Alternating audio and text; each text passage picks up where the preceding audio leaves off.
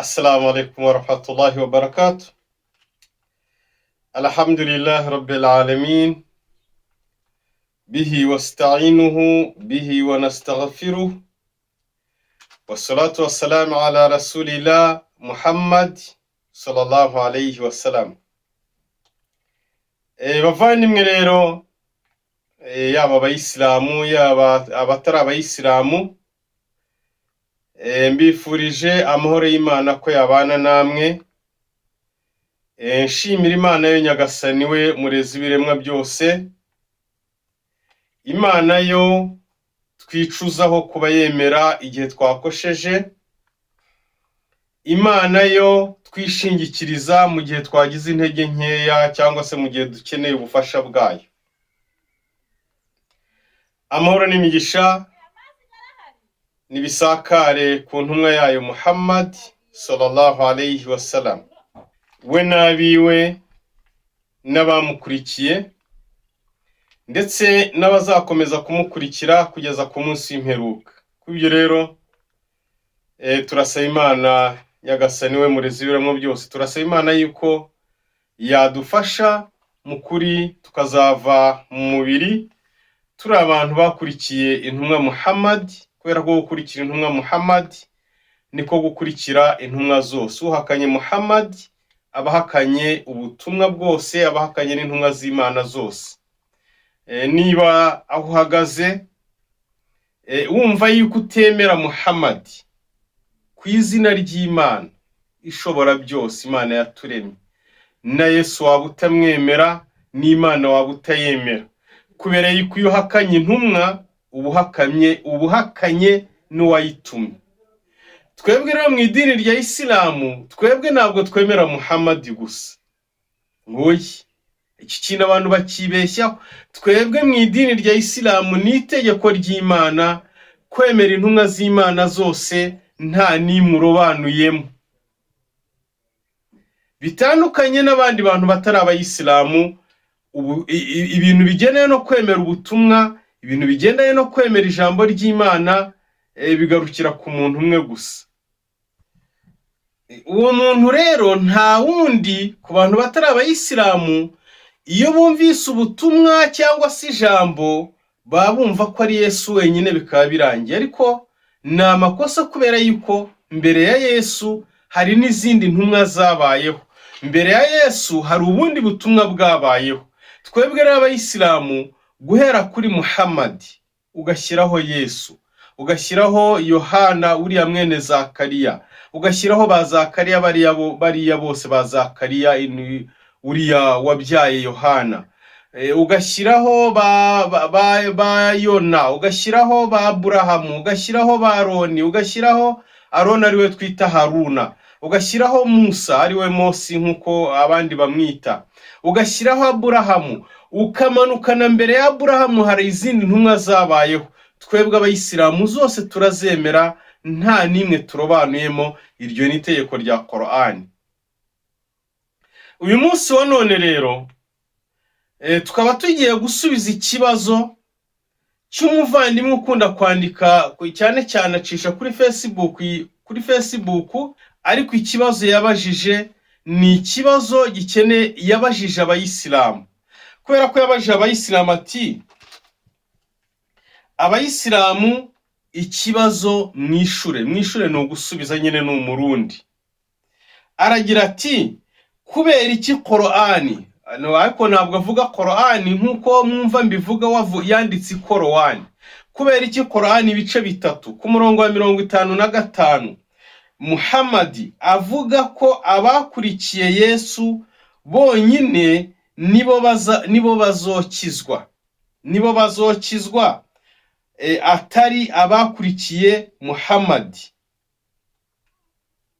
Urumva ikibazo umuvandimwe abaza? Arabaza ati: kubera iki Qur'ani igice cyo cya gatatu ku murongo wa 55 Muhammad avuga? Mbere na mbere nayo mbanze nshishana gakato hano mukosore iyi myumvire afite kuri iki ngiki ngo Muhammad aravuga, ntabwo ari byo.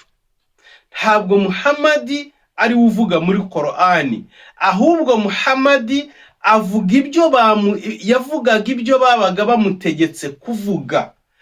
Ururimi ni urwa Muhamadi ariko amagambo saye. Kubera yuko n'iki gice reka tukimusomere kugira ngo bashe kumva neza, kuko mbere na mbere aravuga ati abakurikiye Yesu. Ngo kubera iki Muhamadi avuga ko abakurikiye Yesu ari bo bazokizwa cyangwa se ari bo bazakizwa? Mukuri,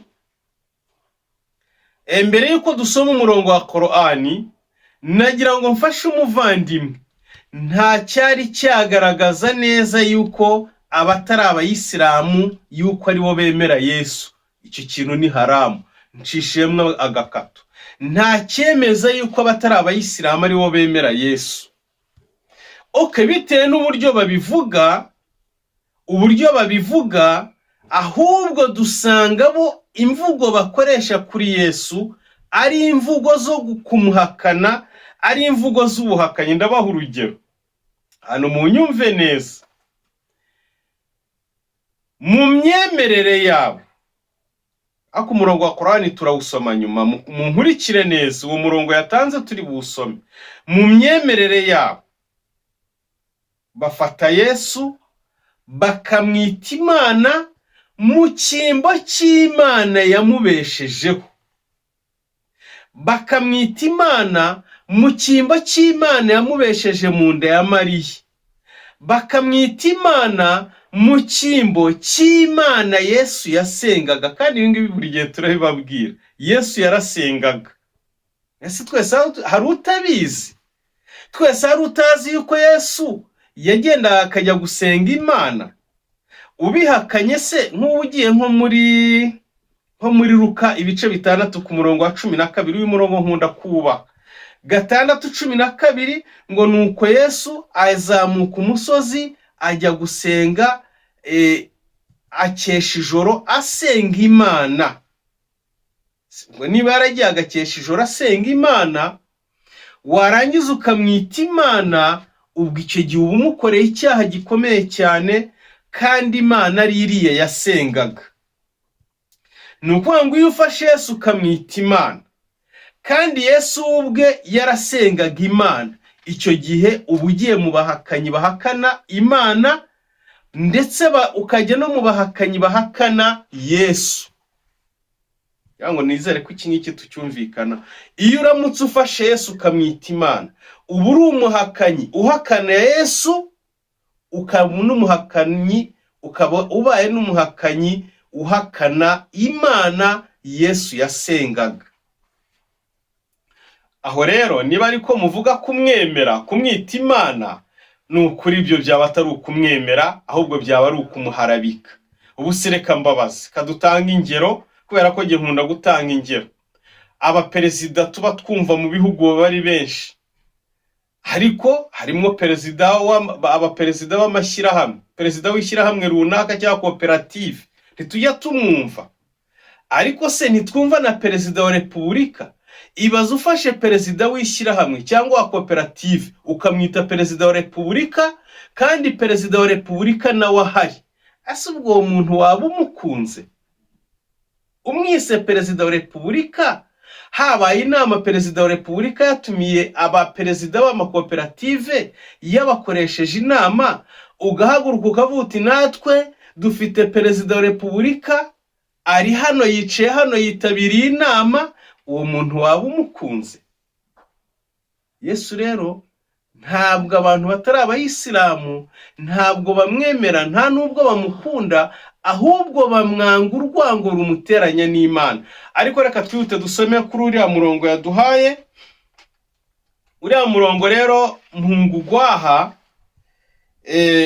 ibice 3 ku murongo wa 55 haragira hati, nuko 55 haragira hati, ibuka ubwo Allah yavugaga ati, yewe Isa cyangwa Yesu, mu by'ukuri ngiye gushyira iherezo ku gihe cyawe cyo kuba hano ku isi.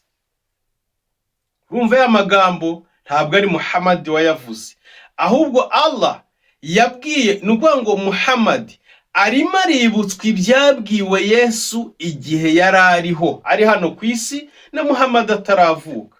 Imana yabwiye Yesu iti, Allah yabwiye Yesu ati, mu by'ukuri ngiye gushyira iherezo ryawe ku gihe cyawe cyo kuba hano ku isi.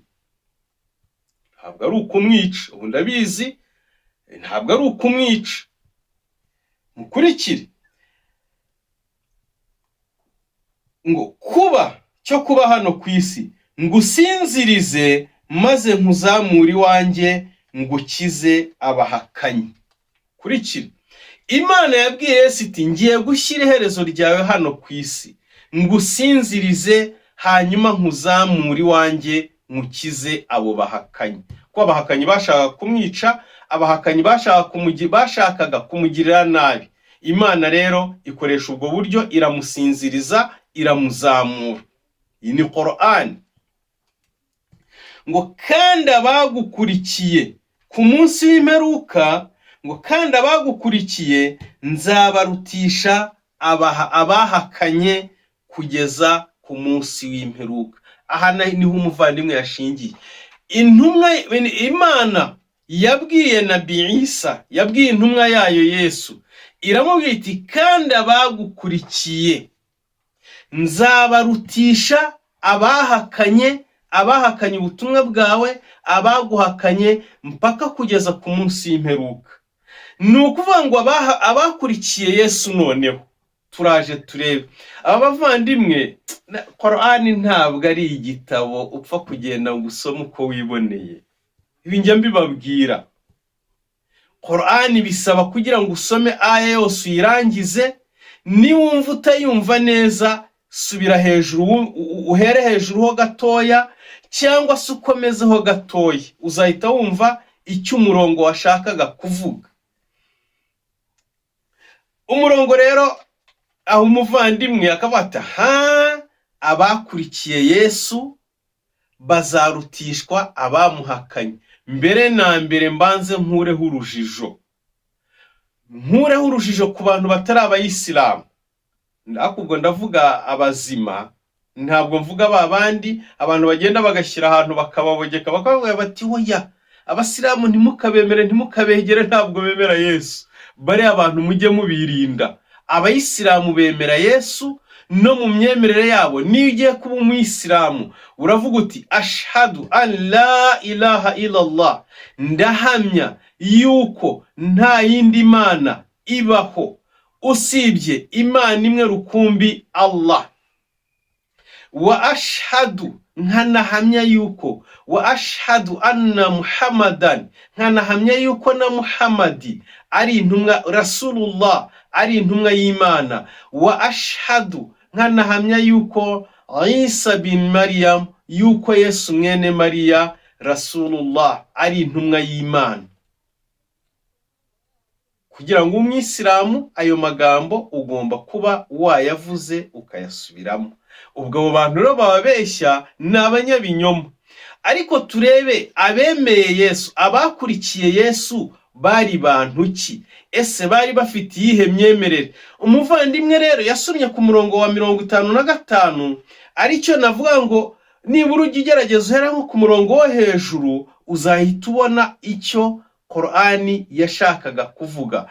Qur'ani igice cyo cya 3 muri kiriya gice yatanze ku murongo wa 55. Reka tuzamukeho gatoya tujye ku murongo wa 52 tureba abakurikiye Yesu bari abaki. Abakurikiye Yesu bari abaki. Qur'ani igice cyo cya 3 ku murongo waho wa 52 haragira hati, nuko Isa ari we Yesu amaze kubatahuraho ubuhakanyi, aravuga ati, ni bande banshyigikira mu nzira ya Allah? Ni bande banshyigikira mu nzira ya Allah? Ubundi se bari abantu uriya muvandimwe yavuze ngo bakurikira Yesu bemera Allah? Bemera Allah. Allah ku murongo twabonye yuko Allah yazamuye Yesu, Allah agafata abahakanye Yesu akabarutisha bamweme, ko Yesu yafashe abemeye Yesu abamukurikiye akabarutisha abamuhakanye. None se abantu batari abayisilamu bemera Allah? None se uyu muvandimwe wabajije iki kibazo we yemera Allah? None se niba atemera Allah yazamuwe nande, azazamurwa nande? Ariko nyine umurongo wakomeza ugira iti inkoramutima abigishwa ba Yesu baravuga bati twe turabashyigikira inzira ya Allah. Bahita bamubwira bati twe turabashyigikira inzira ya Allah, twemeye Allah kandi unatubera umuhamya yuko unatubera umuhamya ko turi abayisilamu abicisha bugufi kuri Allah, abicisha bugufi imbere ya Allah. Baramubwira bati unatubera umuhamya. Abigishwa ba Yesu bakoranye inama, abemeye gukurikira Yesu bakoranye nawe inama, barangije baramubwira bati uzatubera umuhamya imbere ya Allah yuko twebwe turi abemeye Allah tugashyigikira inzira ya Allah, hanyuma unatubera umuhamya yuko turi abayisilamu. Korani 3:52 genda uyidownloadinge urayibona iki gice ukirebe 3 ku murongo waho wa 52. Abakurikiye Yesu bari abayisilamu. Abakurikiye Yesu ntabwo bari abakristo, ntabwo bari abahakanyi, ntabwo bari abapfumu, ntabwo bari abatagira idini. Abakurikiye Yesu nyirizina bari abayisilamu. Nawe niba ushaka gukurikira Yesu ugomba kuba uri umwisilamu. Niba utari umwisilamu, ibyo gukurikira Yesu byibagirwe, urimo urubaka inzu yawe ku mucanga. Nshuti yanjye rero, iki kiganiro wagikurikiranaga kuri Shishoza TV Rwanda.